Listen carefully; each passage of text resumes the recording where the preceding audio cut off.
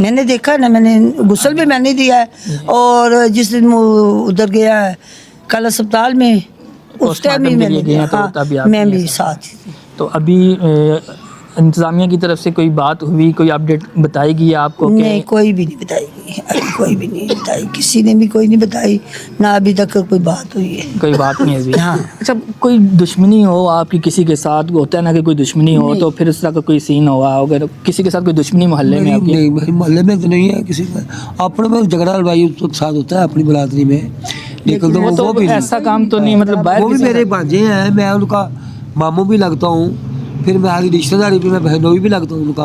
हमारी मेरे ये तायादार लड़की है, ये तो रहते हैं मेरे आपस में, हमारी कोई दुश्मनी नहीं है। बाहर किसी के साथ भी कोई बाहर भी किसी काम परदेसी किसी में हमें लेन देनी नहीं हमारे, बस मोहल्ले में कोई ऐसा आप किसी को नहीं जानते, लोग हमें नहीं जानते, बिल्कुल। लेकिन सारी जिंदगी से इधर ही रह रहे हैं, इधर ही रह रहे हैं, अरसे दराज बचपन से से लेके, लेकिन हमारे